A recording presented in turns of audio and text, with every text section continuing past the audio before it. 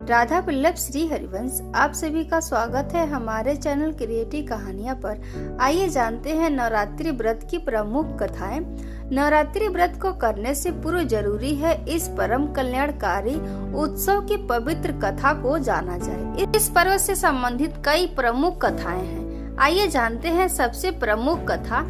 एक पौराणिक कथा के अनुसार नवरात्रि में माँ दुर्गा ने महिषासुर नामक राक्षस का वध करके देवताओं को उसके कष्टों से मुक्त किया था।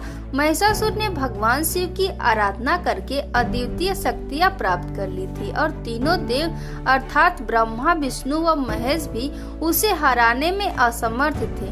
महिषासुर राक्षस के आतंक से सभी देवता भयभीत थे। उस समय सभी देवताओं ने अपनी अपनी शक्तियों को मिलाकर दुर्गा को अवतरित किया।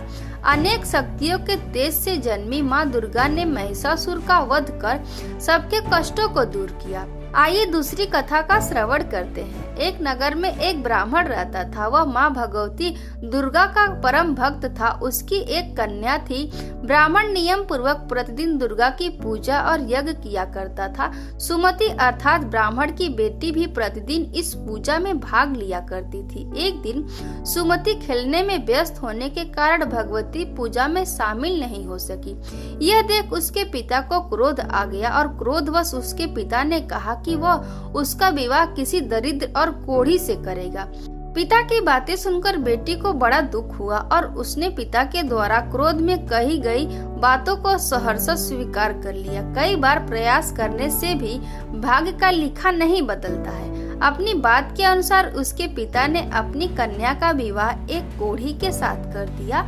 सुमति अपने पति के साथ विवाह कर चली गई। उसके पति का घर न होने के कारण उसे वन में घास के आसन पर रात बड़े कष्ट में बितानी पड़ी। गरीब कन्या की यह दशा देखकर माता भगवती उसके द्वारा पिछले जन्म में की गई उसके पुण्य प्रभाव से प्रकट हुई और सुमति से बोली, हे कन्या, मैं तुम पर प्रसन्न हूँ। मैं तुम्हें कुछ देना चाहती हूँ। कुछ मांगो। क्या मांगती हो? इस पर सुमति ने उनसे पूछा कि आप मेरी किस बात पर प्रसन्न हैं? कन्या की यह बात सुनकर देवी कहने लगी, मैं तुम पर पूर्व जन्म के तुम्हारे पुण्य के प्रभाव से प्रसन्न हूँ। तुम पूर्व जन्म में भील की पतिव्रता स्त्री थी। एक दिन तुम्हारे पति भील द्वारा चोरी करने के कारण तुम दोनों को सिपाहियों ने पकड़कर जेल खाने में कैद कर दिया था। उन लोगों ने तुम्हें और तुम्हारे पति को भोजन भी नहीं दिया था। इस प्रकार नवरात्र के दिनों में तुमने न तो कुछ खाया और न ही जल पिया। इसीलिए 9 दिनों तक नवरात्र व्रत का फल तुम्हें प्राप्त हुआ।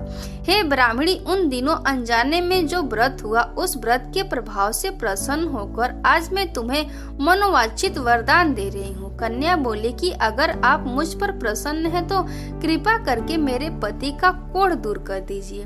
माता ने कन्या की यह इच्छा शीघ्र पूरी कर दी। उसके पति का शरीर माता भगवती की कृपा से रोगहीन हो गया।